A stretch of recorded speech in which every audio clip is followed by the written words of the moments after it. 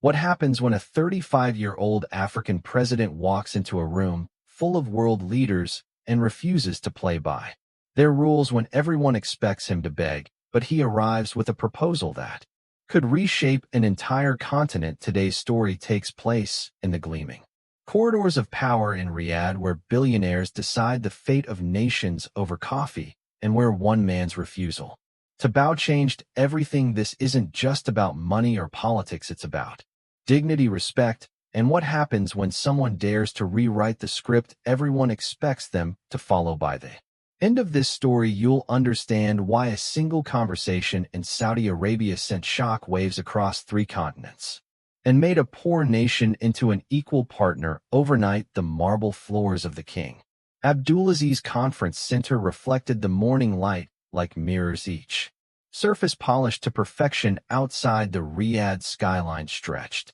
endlessly, glass towers reaching toward heaven, monuments to ambition and oil money. Inside, the atmosphere was thick with anticipation and the subtle tension that always accompanies gatherings of the world's most powerful people. It was March 15th, and the Saudi Crown Prince's annual investment summit was about to begin. This wasn't just any business meeting. This was where fortunes were made and lost with a handshake, where entire economies could shift with a single nod of approval. The guest list read like a directory of global influence: tech billionaires from Silicon Valley, oil executives from Houston, manufacturing moguls from Germany, and heads of state whose signatures could move mountains. Crown Prince Mohammed bin Salman entered the Grand Hall at exactly 9 a.m., his presence commanding immediate attention. At 38, he had already transformed Saudi Arabia's economy, launched futuristic city projects worth hundreds of billions, and positioned his kingdom as a bridge between East and West. His Vision 2030 plan was reshaping not just Saudi Arabia, but the entire Middle East. Today, he would decide which global partnerships deserved his kingdom's vast resources. The delegates had been arriving since dawn. Private jets lined the tarmac at King Khalid International Airport like luxury cars in a showroom. Each visitor had come with proposals, presentations, and promises. They spoke of renewable energy projects, artificial intelligence ventures, space exploration initiatives, and smart city developments. The competition was fierce. Everyone wanted a piece of Saudi Arabia's $2 trillion public investment fund. Among the familiar faces were some surprises. The president of Singapore had flown in to discuss semiconductor manufacturing. Brazil's foreign minister brought proposals for agricultural technology exchanges. Even the prime minister of Estonia was there pitching digital governance solutions. But buried deep in the day's agenda, almost as an afterthought, was a name that made many attendees scratch their heads in confusion: Ibrahim Traoré, president of Burkina Faso. The whispers started immediately. Burkina Faso, the landlocked West African nation that most people couldn't locate on a map. What could possibly bring their leader to a summit designed for economic superpowers? The country's entire GDP was barely $15 billion, less than what some attendees spent on weekend acquisitions. Their infrastructure was decades behind, their resources limited, their international influence minimal. It seemed almost absurd. Why is he even here? Murmured the German delegation. What does Burkina Faso have that Saudi Arabia could possibly want? The answer to that question would soon reshape everyone's understanding of power, partnership, and potential. As the morning sessions progressed, presentation after presentation followed the same predictable pattern: sleek PowerPoint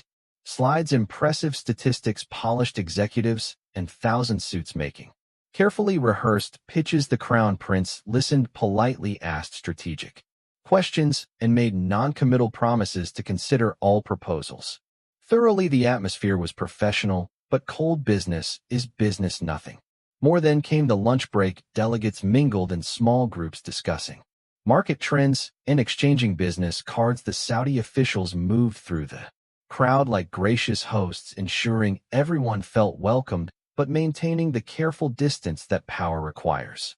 It was during this intermission that Ibrahim Traoré finally made his appearance. He was nothing like what the room expected. At 35, he was younger than most CEOs present, but carried himself with a quiet confidence that was impossible to ignore. Unlike every other delegate, he wasn't wearing a Western business suit. Instead, he wore his nation's traditional military dress uniform, not as a costume or cultural display, but as a statement of identity and pride. The fabric wasn't expensive.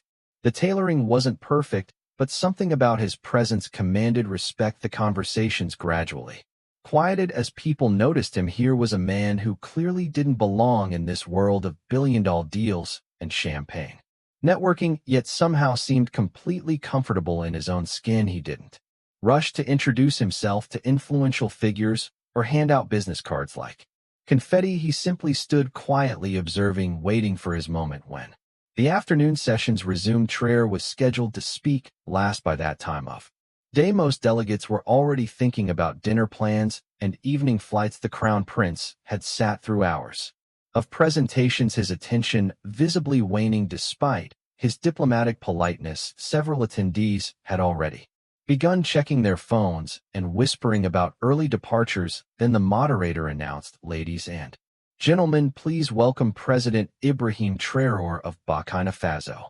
The polite applause was noticeably lukewarm. This was clearly viewed as the day's obligatory gesture toward African inclusion, a box to check rather than a serious business opportunity. Even the Crown Prince seemed to settle back in his chair with the resigned patience of someone enduring a necessary formality. Traoré walked to the podium with measured steps. He carried no laptop, no presentation remote, no stack of documents. No slideshow appeared on the massive screens flanking the stage.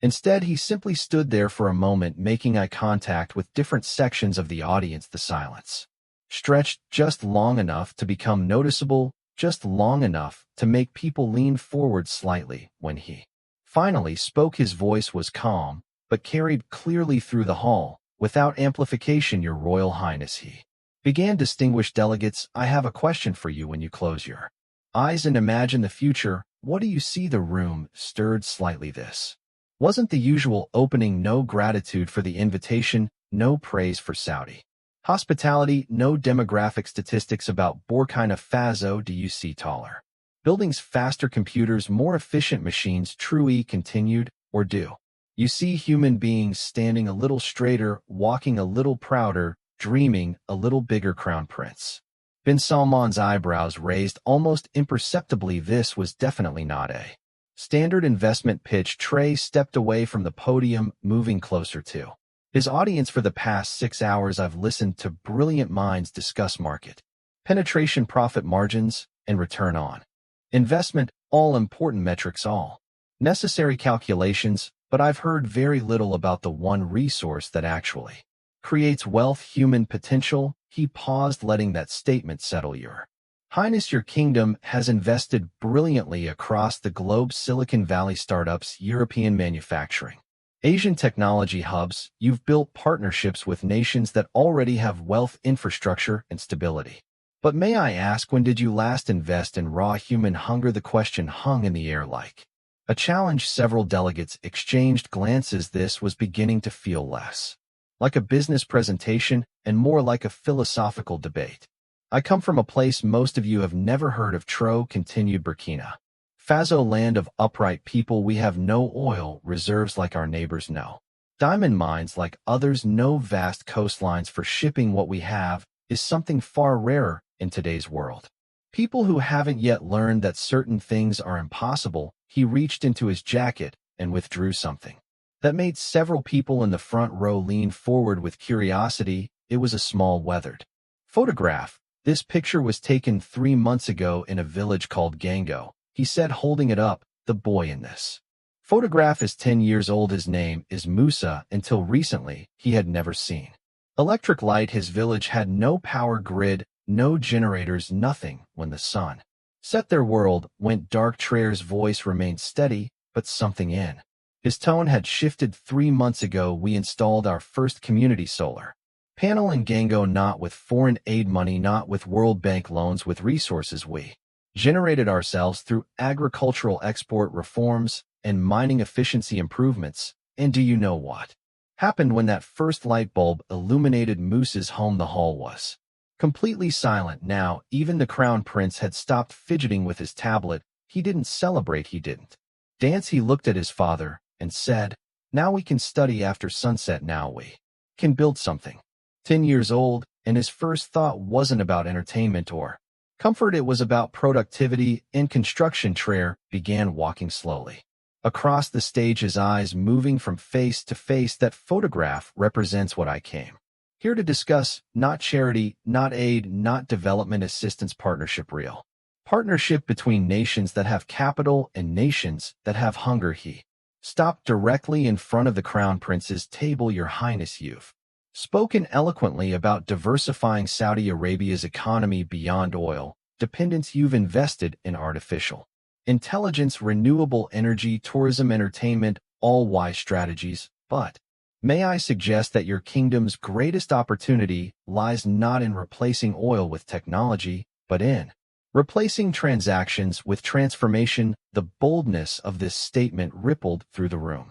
Several delegates shifted uncomfortably. No one spoke to Crown Prince bin Salman this directly, especially not representatives from countries whose entire economies were smaller than Saudi Arabia's annual budget surplus. But Traoré wasn't finished. Africa isn't a continent asking for handouts. We're a continent offering partnership. 54 nations with over 1 billion people, most under the age of 25, the youngest, most energetic population on Earth, living on a land mass rich in minerals, arable land, and renewable energy potential. But here's what makes Africa different from other investment opportunities. We're still writing our story. He pulled out a tablet, the first technology he displayed, and projected a simple map onto the screens behind him. It showed the African continent with a series of dotted lines crisscrossing from west to east. "This is the Trans-Sahel Infrastructure Corridor."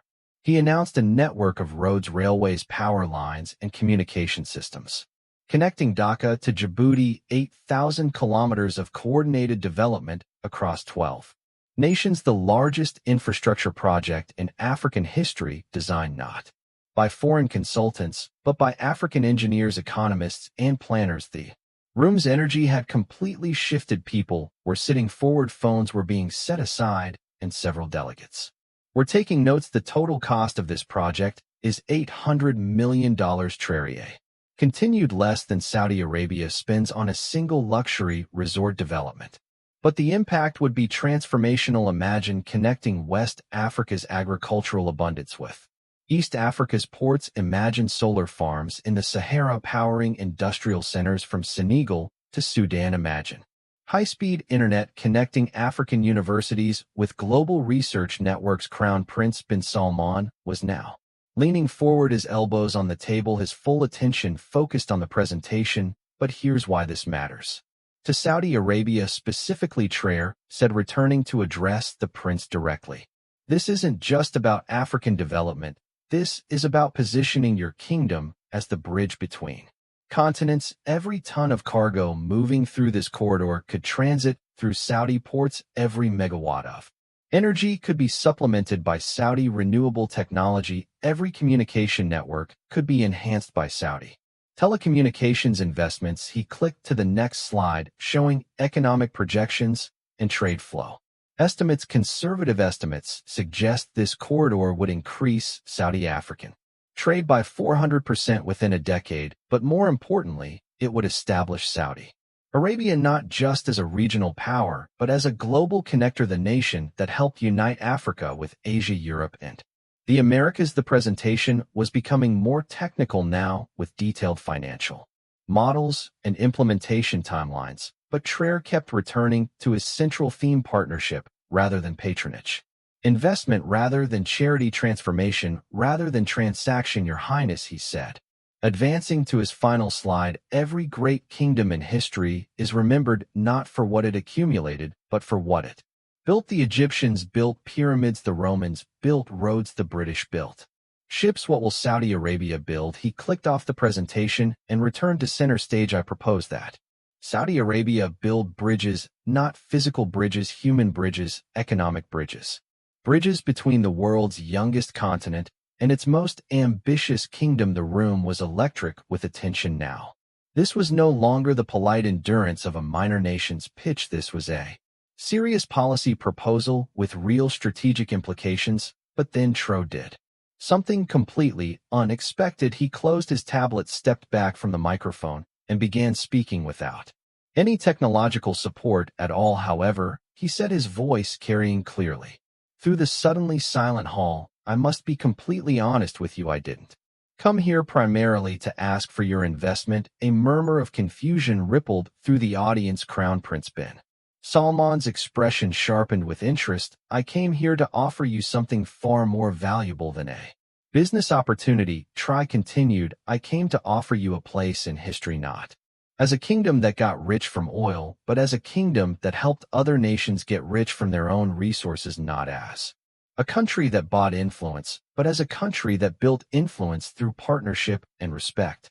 He paused, letting this distinction sink in. "The Trans-Sahel corridor will be built with or without Saudi participation. My country and our neighbors have already committed to making this happen. We have Chinese partners interested, European investors inquiring, and American corporations studying feasibility. We don't need rescue, we need partnership." The boldness of this statement was breathtaking. Here was a representative from one of the world's poorest countries essentially telling one of the world's richest countries that their participation was welcome but not essential. But Tro continued, "If Saudi Arabia chooses to join this project, you won't just be investing in infrastructure, you'll be investing in the future of South-South cooperation.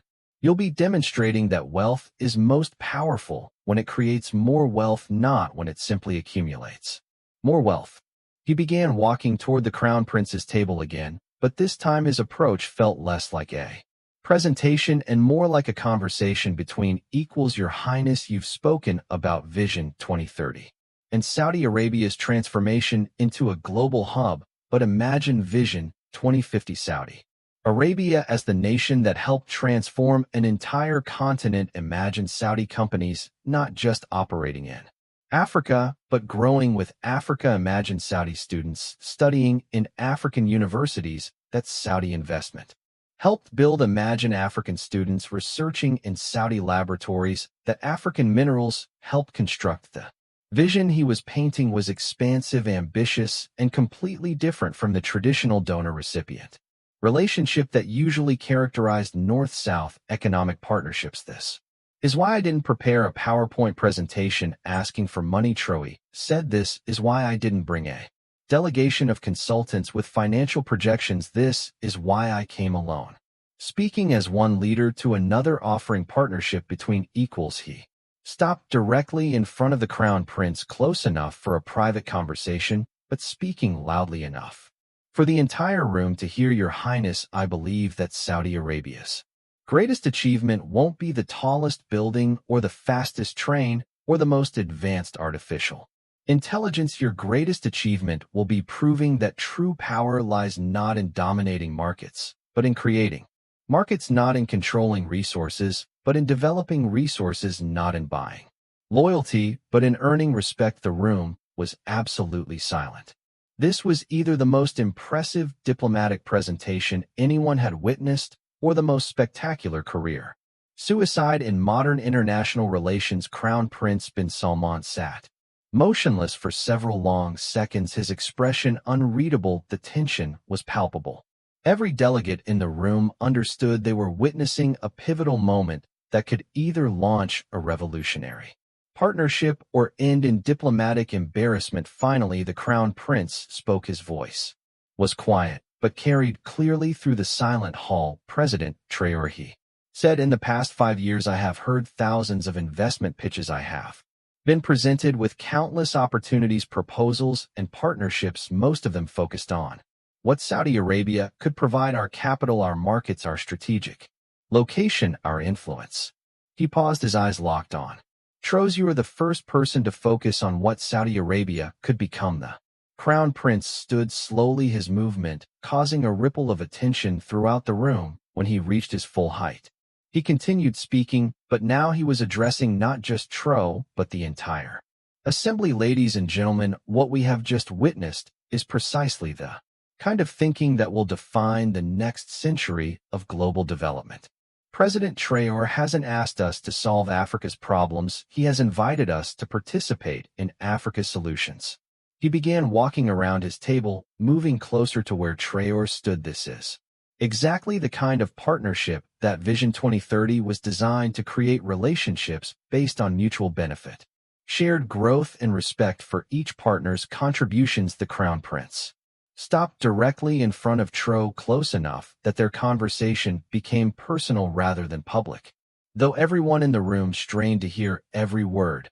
"Mr. President," he said, "your Trans-Sahel infrastructure corridor represents precisely the kind of transformational investment that Saudi Arabia wants to support, not because we see Africa as a charity case, but because we see Africa as a partner in building the world's economic future."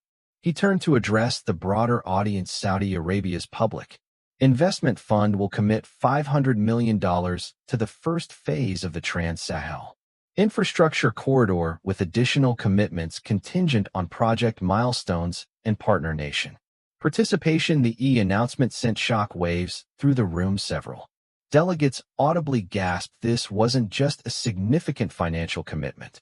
It represented a fundamental shift in how Saudi Arabia approached African partnerships, but the Crown Prince wasn't finished. Furthermore, he continued, Saudi Arabia will establish a permanent African Partnership Office in Riyadh dedicated specifically to identifying and developing South-South cooperation opportunities. President Traoré, I would like to invite you to chair the advisory board for this new initiative. The offer was unprecedented. African leaders were typically invited to Saudi Arabia as supplicants or ceremony participants, never as strategic partners in designing Saudi policy. Traoré accepted with a simple nod, but his eyes conveyed the magnitude of what had just occurred. This wasn't just about money or infrastructure, it was about dignity, respect, and the recognition that partnership could be more powerful than patronage. Your Highness, Traoré replied, this partnership will be remembered as the moment when the global South truly began cooperating rather than competing, when wealth became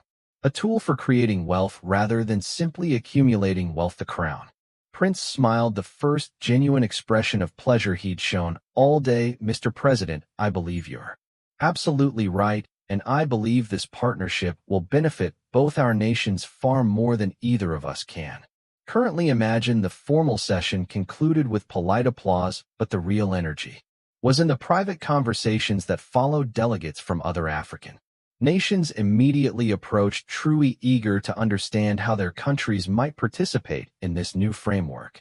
European and American representatives began calculating how this Saudi-African partnership might affect their own continental relationships, but the most significant development happened away from the cameras and microphones as delegates began filing out of the conference hall. Crown Prince bin Salman approached Traoré for a private conversation. Mr. President, he said quietly, I want you to know that your presentation today wasn't just impressive, it was necessary. Saudi Arabia has been looking for authentic partnerships rather than transactional relationships. You've shown us what that actually looks like. Traoré nodded appreciatively. Your Highness, Burkina Faso has learned that dignity is more valuable than charity and partnership is more powerful than patronage today. Prove that these principles can actually work in practice, not just in theory. The Crown Prince extended his hand for a handshake that felt less like diplomatic protocol and more like the beginning of a genuine alliance. Mr. President, I believe this is the beginning of something transformational for both our regions. As news of the partnership spread beyond the conference walls, the response was immediate and dramatic. African stock markets surged as investors recognized the implications of Saudi-backed infrastructure development. Social media exploded with commentary about the new model of international cooperation. Young Africans posted clips of Traoré's presentation with captions like, "This is what leadership looks like," and finally, someone speaking as an equal. International media coverage was extensive but divided. Western outlets focused primarily on the geopolitical implications, how this Saudi-African partnership might affect European and American influence on the continent. Chinese media emphasized the competition aspects, noting that this development could complicate China's Belt and Road Initiative in Africa. Middle Eastern publications celebrated the partnership as evidence of Saudi Arabia's growing global leadership, but perhaps the most significant response came from other African leaders within 48 hours of the Riyadh announcement. Presidents and prime ministers from across the continent were reaching out to both Saudi Arabia and Burkina Faso, eager to participate in this new framework for international cooperation. The president of Senegal called to discuss connecting Dar to the Trans-Sahel corridor. The prime minister of Ethiopia inquired about extending the network to connect with existing Chinese-built infrastructure. Even South Africa's leadership began exploring how their more developed economy could contribute to the continental project. What made this response particularly remarkable was its authenticity. These weren't the usual diplomatic pleasantries or obligatory expressions of support. These were serious inquiries from leaders who recognized that something fundamental had shifted in how African nations could engage with global partners. Back in Ouagadougou, Burkina Faso's capital, the reaction was electric. Citizens gathered around radios and television sets to hear news of their president's diplomatic triumph for a nation that had grown accustomed to being ignored or patronized by international partners. Seeing their leader treated as an equal by one of the world's most powerful kingdoms was profoundly meaningful, but Traoré himself remained focused on implementation rather than celebration. In interviews following his return from Riyadh, he consistently emphasized that the real work was just beginning. A handshake in Saudi Arabia means nothing if we can't deliver results in Africa, he told reporters. Partnership is proven through performance, not promises.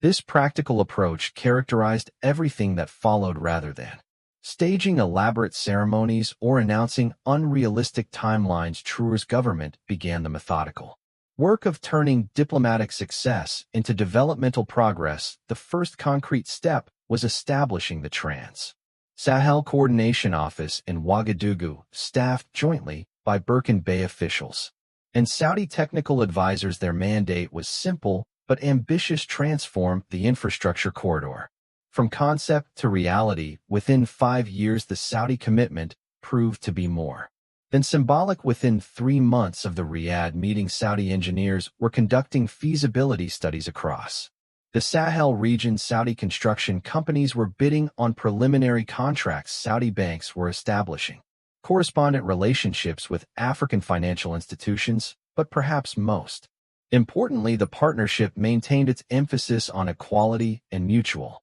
benefit rather than simply funding African projects with Saudi money. The collaboration involved genuine knowledge transfer and capacity building. African engineers worked alongside Saudi specialists. African economists contributed to project planning. African companies were prioritized for construction contracts. This approach had profound implications beyond the immediate project. For decades, African development had been characterized by dependency relationships, either with former colonial powers, Cold War superpowers, or emerging economies like China. The Saudi partnership represented something genuinely different, a relationship between developing nations based on complementary strengths rather than hierarchical dependencies.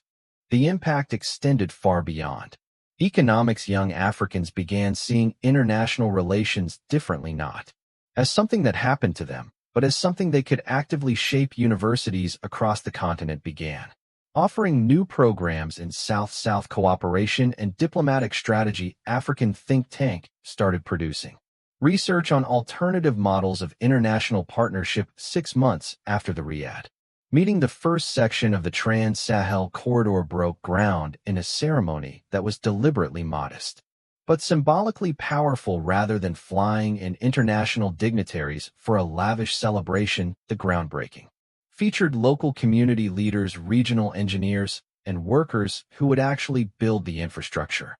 Traoré's speech at the ceremony captured the significance of the moment. Today we don't just break ground for a road, we break ground for a new model of how nations can work together. We prove that partnership is more powerful than patronage, that dignity is more valuable than charity, and that the Global South can write its own story of development and prosperity. The road construction proceeded efficiently with Saudi technical expertise combining with African labor.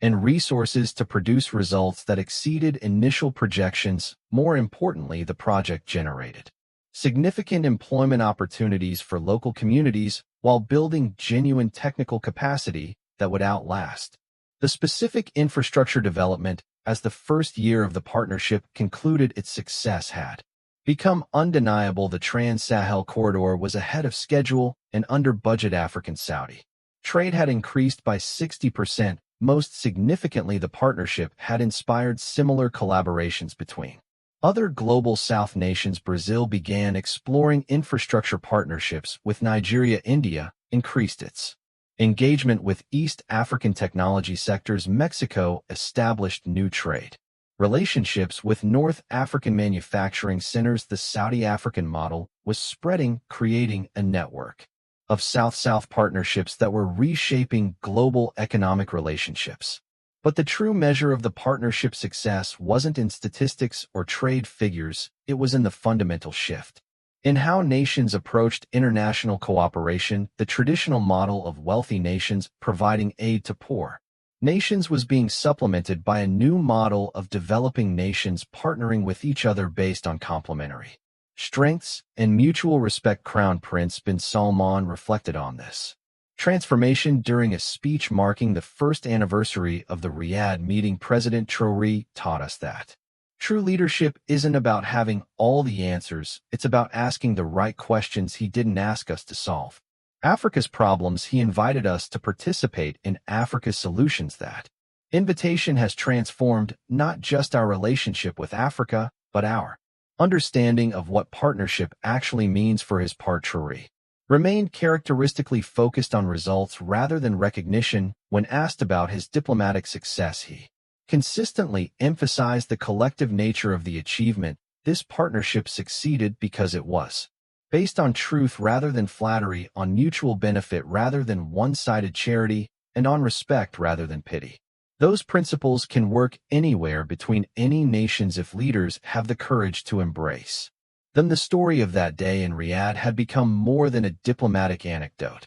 It had become a model for how international relations could evolve in the 21st century. It proved that dignity and partnership weren't just moral ideals, but practical strategies that could produce better results than traditional aid and dependency relationships. As the Trans-Sahel corridor neared completion of its first phase, its impact was already visible. New businesses were emerging along the route.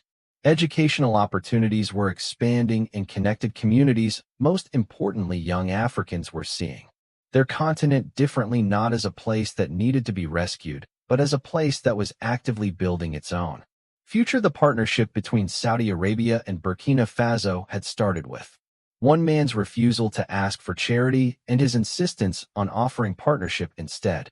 It had grown into a model that was inspiring similar collaborations across the global South and redefining how nations could work together in an interconnected world. And in Gango, that small village where the story began, 10-year-old Musa was now studying by electric light, dreaming of becoming an engineer and growing up in a world where African leadership was reshaping international relations. The boy in the photograph had become a symbol of what was possible when partnership replaced patronage, when dignity trumped charity, and when leaders had the courage to demand respect rather than simply hoping for sympathy. The transformation was complete, but the impact was just beginning.